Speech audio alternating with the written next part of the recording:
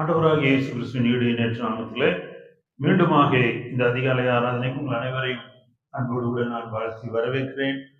கிருபையும் சமாதானமும் பெருகுவதாக. இன்றைக்கு நாம் 7ஆம் தேதி வெள்ளிக்கிழமை அதிகாலை ஆராதனைக்கு வந்திருக்கிறோம். இந்த நாளிலே சிலுவை தியானத்தை நாம் தியானிக்கும் வண்ணமான வசனத்தை முதலாவது நான் வாசிக்கிறேன். மத்தேயு 26ஆம் அதிகாரம், மத்தேயு 26ஆம் அதிகாரம் 2ஆம் வசனம். மத்தேயு 26 2ஆம் வசனத்தை நாம் வாசிக்க கேட்போம்.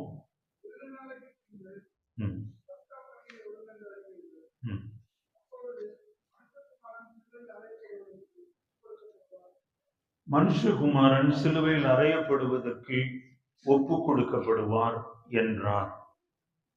ஆண்டவராக இயேசுவே இந்த வார்த்தைகளை சொல்லுகிறார். மனுஷகுமாரன் சிலுவையில் அறையப்படுவதற்கு ஒப்பு கொடுக்கப்படுவார். இயேசுவே தன்னை சிலுவைக்கு ஒப்பு கொடுத்தார் என்று வேதம் சொல்லுகிறது. அநேக நேரங்களில் நாம் சொல்லுவோம், இயேசு வந்தார், ஊழியம் செய்தார், யூதர்கள் பிடித்து அவரை சிலுவையில் அடித்தார்கள் என்பது. அது உண்மைதான். அது அரசு சார்ந்து மதம் சார்ந்து அன்றைக்கு இருந்த ஆட்சியாளர்கள் செய்த ஒரு காரியம். ஆனால் ஆண்டவருடைய அறிவின்படி, முன்னறிவின்படி, தேவன் நிர்ணயித்திருந்த அவருடைய சித்தத்தின்படி இயேசுவானவர் இந்த பூமியில வந்து மனிதனுடைய பாவத்துக்காக தன் ஜீவனை கொடுக்க வேண்டும் என்பது தேவனுடைய சித்தமாயிருந்தது. தேவனுடைய சித்தமாயிருந்தது. அதற்காகவே இயேசு இந்த பூமிக்கு வந்தார் என்று வேதம் சொல்கிறது. தன் ஜீவனை கொடுப்பதற்காகவே வந்தார். இந்த வேத பகுதியில இயேசு தன் சீஷர்களோடு பேசுகிறார். இயேசு தன்னுடைய சீஷர்களோடு பேசுகிற பொழுது அப்பொழுது அவர் சொல்றார், மனுஷகுமாரன் சிலுவையில் அறையப்படுவதற்கு ஒப்பு கொடுக்கப்படுவார். மனுஷகுமாரன் சிலுவையில் அறையப்படுவதற்கு ஒப்பு கொடுக்கப்படுவார். ஆண்டவர் அவரை சிலுவையில் அடிக்க சித்தமானார். அவருடைய அனுமதி இல்லாம இயேசு ஒப்பு கொடுக்கப்படவில்லை. ஏசாயா 53ஆம் அதிகாரத்துல 10ஆம் வசனத்தை நீங்கள் வாசிப்பீர்கள் என்றால் அந்த வசனம் இப்படி சொல்லுகிறது, கர்த்தரோ அவரை நொறுக்க சித்தமாகி. வாசிங்க அந்த வசனத்தை ஒருத்தர். கர்த்தரோ அவரை நொறுக்க சித்தமாகி அவரை பாடுகளுக்கு உட்படுத்தினார். அவருடைய ஆத்துமா தன்னை ஒப்பு கொடுக்கும் போது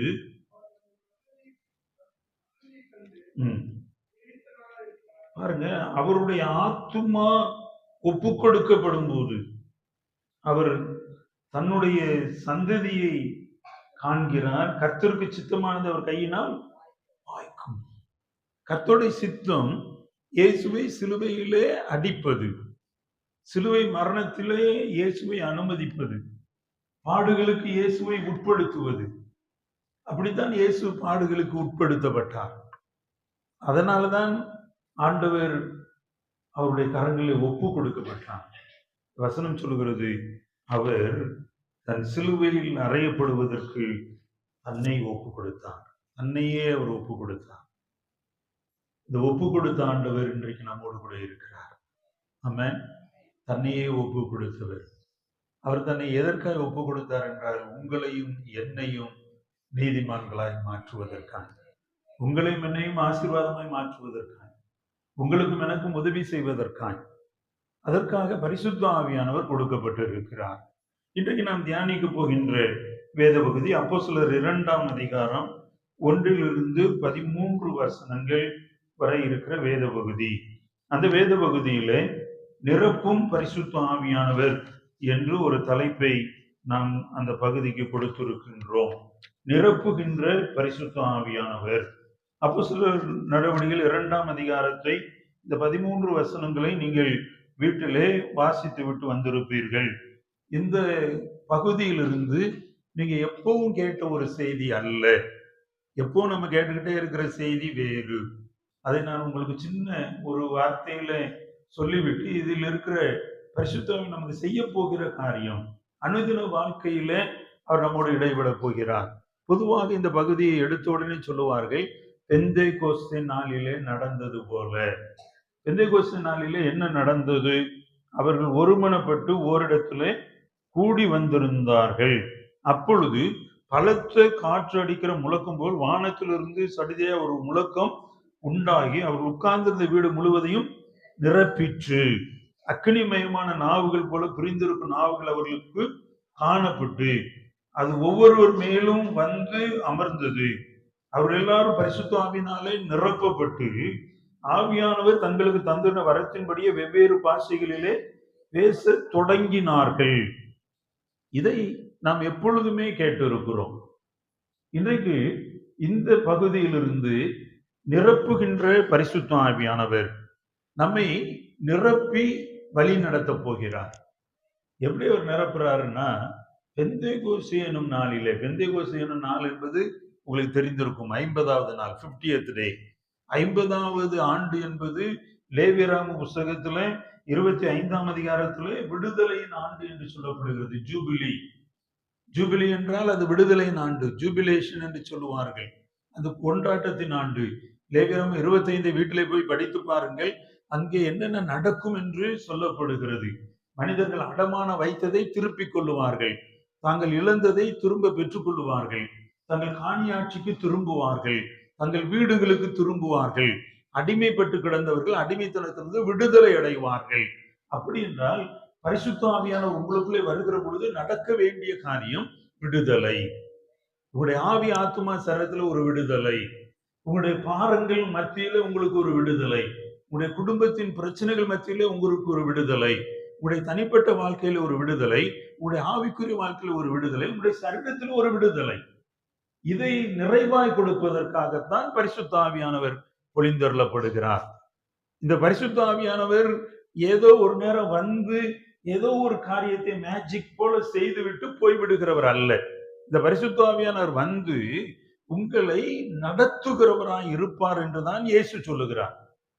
நீங்கள் யோவான் எழுதிய நற்செய்தி நூலில் 14ஆம் அதிகாரம் 26ஆம் வசனம், 16ஆம் வசனம், 15ஆம் அதிகாரம் 26ஆம் வசனம், 16ஆம் அதிகாரத்துல 7ஆம் வசனம், இவற்றையெல்லாம் படித்து பார்ப்பீர்கள் என்றால் பரிசுத்த ஆவியானவர் ஒரு நபர், அவர் வந்து உங்களை சகல சத்தியத்துக்குள்ள நடத்துவார் என்று இயேசு சொல்லுகிறார். பரிசுத்த ஆவியானவர் டெய்லி உங்களோடு இடைபெட போகிறவர். ஆமென். பரிசுத்த ஆவியானவர் ஏதோ கோயிலுக்கு வந்தா சர்ச்சில் அப்படியே ட்ரம்மை போட்டு அட்டின்னு அடிச்சு வல்லமை உண்டு வல்லமை உண்டு வல்லமை உண்டு ஐயா பாடிட்டா கரங்களை தட்டி நிறைஞ்சிட்டோம் என்பது அல்ல. நாட் தட், அது அல்ல. ஒருவேளை இன்னைக்கு வரைக்கும் நீங்க அப்படி நினைச்சுக்கிட்டு இருந்திருப்பீங்க. அது அல்ல. பரிசுத்த ஆவியானவர் டெய்லி 24/7 அவர் உங்களை நடத்த விரும்புகிறார். ஆமென். அவர் உங்களை நிரப்பி வழி நடத்த விரும்புகிறார். இதுதான் பெந்தேகோஸ்தையின் அனுபவம். அன்றைக்கு அந்த இடத்துல கூடியிருந்தவர்கள், நாம் நன்றாய் வேதத்தில் அறிந்திருக்கிறோம், 120 பேர் மேல் வீட்டறையில காத்திருந்தார்கள். அந்த இடத்துல கூடியிருந்தவர்கள் வெவ்வேறு பாஷைகளிலே பேச தொடங்கினார்கள். அந்நிய பாஷை என்பதை குறித்து இங்கே நாம் படிக்கின்றோம். அப்ப பரிசுத்த ஆவி நிறைவுக்கும் அந்நிய பாஷைக்கும் ஒரு தொடர்பு இருக்கிறது என்று பல இடங்களிலே நமக்கு வேதாகமும் அப்படி சொல்லுகிறது. அதெல்லாம் வேதத்தின்படி சரிதான். இவர்கள் பரிசுத்த ஆவியினால் நிரப்பப்பட்ட பொழுது அந்நிய பாஷை பேசினார்கள், வெவ்வேறு பாஷைகளை பேச தொடங்கினார்கள். இந்த வெவ்வேறு பாஷைகளை இவர்கள் பேச தொடங்கின பொழுது இந்த 2ஆம் அதிகாரத்துல 8ஆம் வசனத்துல பாருங்களேன் என்ன சொல்றாங்க. அப்படி இருக்க நம்மில் அவரவர்களுடைய ஜென்ம பாஷைகளில் இவர்கள் பேச கேட்கிறோமே, இது எப்படி? அந்நிய பாஷையில பேசினாங்க, அந்நிய பாஷையில பேசினதை பார்த்து இது எப்படி என்று ஒரு கூட்டம் கேட்கிறது. இன்றைக்கும் நீங்கள் அந்நிய பாஷை குறித்து பல கேள்விகளோடு இருப்பீர்கள். அந்நிய பாஷை பேசலாமா பேசக்கூடாது என்று பல குழப்பங்களும் உண்டு. அந்நிய பாஷையில பேசுகிறவர்கள் இப்படி பேச வேண்டும் பேசக்கூடாது என்று சொல்லப்படுகிற பல உபதேசங்கள் உண்டு. இங்கே அந்நிய பாஷையில அவர்கள் பேசினார்கள். டெய்லி அவங்க வாழ்க்கையில பேசுகிற வார்த்தைகள் இப்போ மாறுது. பாருங்க, இங்க ஒரு உண்மையை நீங்கள் புரிந்து கொள்ள வேண்டும். பேசினவர்கள் எல்லாரும் கலிலேயர்கள். கலிலேயர்கள் என்றால் அவர்கள் செம்படவர்கள், மீன் பிடிக்கிறவர்கள், கலிலேயா கடலோரத்திலே வசிக்கிறவர்கள். இவர்கள் கலிலேயா என்கிற இடத்திலே வாசம் பண்ணுகிறவர்கள். இவர்கள் படிப்பறிவு இல்லாதவர்கள், வேற லாங்குவேஜை கற்றுக்கொள்ளாதவர்கள், மற்ற இடங்களுக்கு சென்றிராதவர்கள், இவங்க எல்லாரும் கலிலேயர்கள் தான் அங்க கூடியிருக்காங்க. அந்த இடத்துல 17 நாடுகளில் இருந்து மக்கள் வந்திருக்கிறார்கள். நீங்க 9ஆம் வசனத்துல இருந்து 9, 10 வசனங்கள் படிச்சீங்கன்னா 17 தேசம் அங்க சொல்லப்படுகிறது. 17 கண்ட்ரீஸ், அதுக்கு மேலேயும் இருக்கும். அங்க வந்திருக்கிறார்கள். அரபியரும் வந்திருக்கிறார்கள், கிரேக்கர் வந்திருக்கிறார்கள். இப்ப சொல்றாங்க அவரவர் ஜென்ம பாஷையில பேச கேட்கிறோமே. அப்ப அந்நிய பாஷை என்பது நம்ம இன்னைக்கு என்ன நினைக்கிறோம்னா, ஏதோ ஒண்ணு அவங்க உளறுறாங்க, ஏதோ ஒண்ணு சத்தம் போடுறாங்க. இல்ல,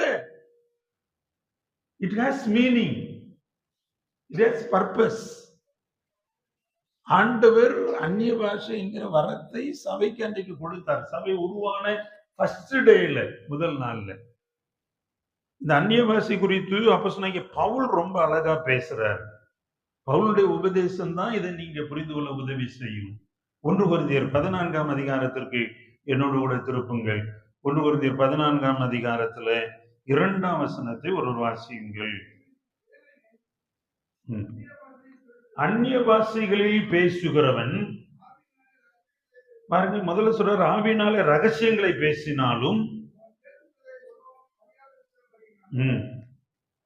அவன் மனுஷரிடத்தில் பேசாமல் தேவனிடத்தில் பேசுகிறான். ஆவியிலே பேசுகிறான், அவன் தேவனிடத்தில் பேசுகிறான். இந்த அந்நிய பாஷை பேசுகிறவர்கள், பேசாதவங்களும் அந்நிய பாஷை குறித்து அறிந்து கொள்ள விரும்புறவங்க இந்த 1 கொரிந்தியர் 14ஆம் அதிகாரத்தை இன்றைக்கு வீட்டில் போய் படிச்சு பாருங்க. இந்த 14ஆம் அதிகாரத்துல நிறைய உண்மைகளை சொல்லுகிறார். 14ஆம் அதிகாரத்துல 4ஆம் வசனத்தை வாசிங்கன்னா, அந்நிய பாஷையில் பேசுகிறவன் தனக்கே பக்தி விருத்தி உண்டாக பேசுகிறான். தனக்கே பக்தி விருத்தி.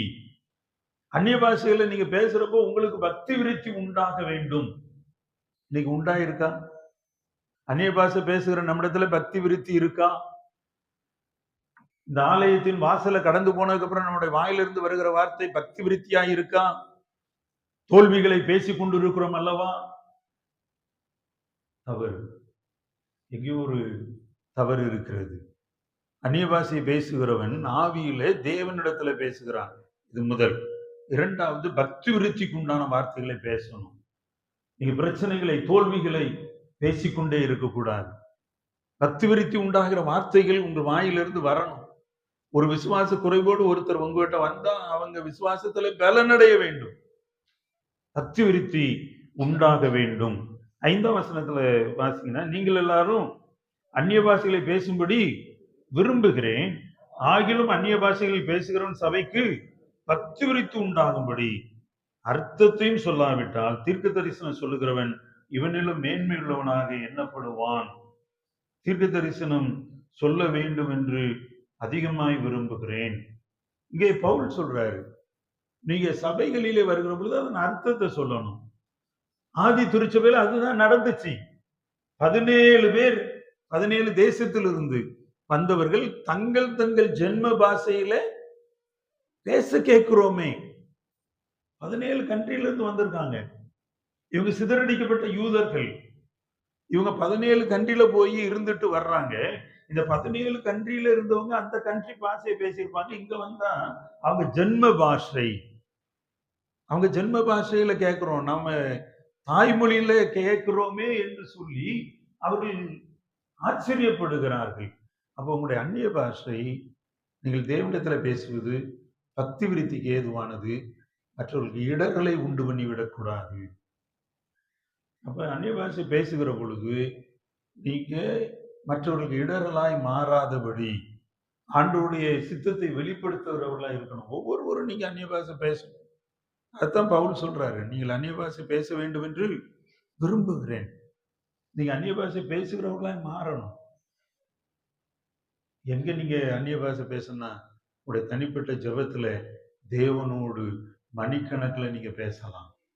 பவுல் அப்படி சொல்றாரு. அவர் சொல்றாரு பாருங்களேன், நான் உங்கள் எல்லாரை விட அதிகமாக அந்நிய பாஷை பேசுகிறவன் அப்படின்னு சொல்றாரு. அவர் சொல்றாரு, நான் ரொம்ப, இந்த 14ஆம் அதிகாரத்துல தான் சொல்றாரு, நான் உங்கள் எல்லாரை விட அதிகமாக அந்நிய பாஷை பேசுகிறேன்.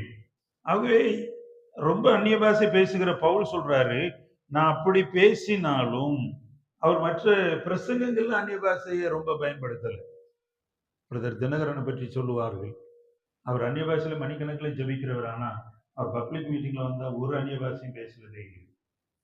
அப்ப தேவனோடு உறவாடுவதற்கு உங்களுக்கு கொடுக்கப்பட்டிருக்கிற பக்தி விருத்திக்கு ஏதுவான ஒரு அருட்சாதனம் அந்நிய பாஷை. அந்நிய பாஷை நீங்க கேள்வி பண்ணக்கூடாது. அந்நிய பாஷை நீங்க அப்பமா நினைக்க கூடாது. இந்த அந்நிய பாஷையில பேசுவது என்பது உங்களுக்கு கொடுக்கப்படுகிற ஒரு வரம். அதை தேவ மகிமைக்காக, உங்களுடைய பக்தி விருத்திக்காக நீங்க பயன்படுத்துங்க. அதிக அதிகமா நீங்க பேச ஆரம்பிங்க. நீங்க பேசுவது உங்களுடைய பக்தி விருத்தியை உங்களுக்கும் ஆண்டவருக்கும் இடையில நெருக்கமாய் கொண்டு செல்லும் என்பதை நீங்கள் மறந்து விடக்கூடாது. இந்த அந்நிய பாஷை பேசுறப்போ ஒரு காரியம் நீங்க அறியணும். இந்த அந்நிய பாஷை என்பது தேவன் என்ன கொடுத்ததுன்னு நம்ம சொல்றோம். இதுல நம்முடைய பங்களிப்பும் இருக்கிறது. இப்ப அந்நிய பாஷை என்கின்ற அந்த வரம் பெற்ற ஒருவர் அந்நிய பாஷையில பேசுகிற பொழுது சவுண்ட் எங்க இருந்து வருது? நான் அந்நிய பாஷை பேசுகிற பொழுது என்னுடைய தொண்டையில இருந்து தான் சவுண்ட் வருது. என்னுடைய த்ரோட், என்னுடைய வோக்கல் கார்ட், என்னுடைய நாக்கு, என்னுடைய வாய், இதுதான் என்ன பண்ணுது? பேசுது. தேவன் கொடுக்கிற வரத்திற்கு, தேவன் கொடுக்கின்ற அந்நிய பாஷை அடையாளத்துக்கு நான் தான் பயன்படணும். ஆமென். ஆவியானவருடைய அபிஷேகம் எனக்குள்ளே இருந்து வெளிப்படுகிற பொழுது, அவர் பேசுகிற பொழுது, அவருடைய நான் பேசுகிற பொழுது எனக்கு பக்தி விருத்தி உண்டாக இந்த அந்நிய பாஷை வரத்தை ஆவியானவர் எனக்குள்ள வைக்கிறப்போ நான் ஆண்டவரோடு இடைபடுகிறேன். எனக்கும் அவருக்கும் ஒரு தனிப்பட்ட உறவு. இந்த தனிப்பட்ட உறவு என்பது டெய்லி பேசிஸ்ல இருக்கணும். தினமும் நீங்கள் அவருடைய சத்தத்தை கேட்கணும். அந்நிய பாஷை மூலம் ஆண்டவர் உங்களோடு பேசுறவருடைய சத்தத்தை நீங்க கேட்கிறவர்களா இருக்கணும்.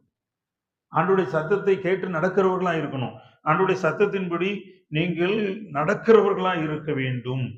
இதுக்கு நான் ஒரு உதாரணத்தை சொல்லுவேன்னா, ஆண்டவர் பேசுறத கேட்பதற்கு, அதை சொல்லி நான் என் செய்தியை முடிக்க போகிறேன். ஆண்டவர் பேசுறதை கேட்பதற்கு ஒரு உதாரணம் வேதாகமத்துல குட்டி சாமுவேல். 1 சாமுவேல் புத்தகம் 3ஆம் அதிகாரத்துல படிச்சீங்கன்னா, இந்த குட்டி சாமுவேல் எருசலேம் தேவாலயத்துல வந்திருக்காரு. ஆண்டவர் வந்து சாமுவேலேன்னு கூப்பிடுறாரு.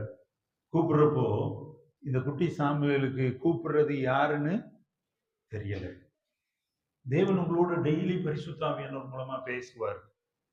பேசுறப்போ ஆரம்ப காலத்துல உங்களுக்கு தெரியாம இருக்கலாம். ஆனால் இந்த லெந்து நாட்களை கடந்து வந்திருக்க நீங்கள், பரிசுத்த ஆவியின் அபிஷேகத்தை பெற்றுக்கொள்கிற நீங்கள், பரிசுத்த ஆவியினால் நிரப்பப்பட்டு இருக்கிற நீங்கள், பரிசுத்த ஆவியின் ஆளுகைக்குள் இருக்கிற நீங்கள், அவர் பேசுறத கேட்கணும், கேட்க தெரியணும். கேட்க தெரியலைன்னா அபிஷேகம் பெற்ற ஆண்டவருடைய ஆவிக்குரிய வாழ்க்கையில இருக்கிற மற்றவர்கள் உதவி செய்யணும். இந்த குட்டி சாமியில முதல்ல கூப்பிடுறாரு, தெரியல. அவன் ஏழி இடத்துல ஓடுகிறான். 2வது கூப்பிடுறாரு, தெரியல. ஏலிட்ட போய் தாத்தா என்ன கூப்பிட்டீங்களான்னு கேட்கிறான். அப்பதான் ஏலிக்கு தெரியுது. ஏலிக்கு ஏன் இது தெரியுதுன்னா, ஏலி கூட ஆண்டவர் இப்படி வந்து பேசி இருக்கிறாரு. ஆண்டவர் பேசுறது ஏலி கேட்டிருக்காரு. அதனால ஏலி சொல்றாரு, இனிமே உன்னை கூப்பிட்டா கர்த்தாவே சொல்லும் அடியேன் கேட்கிறேன்னு சொல்லு.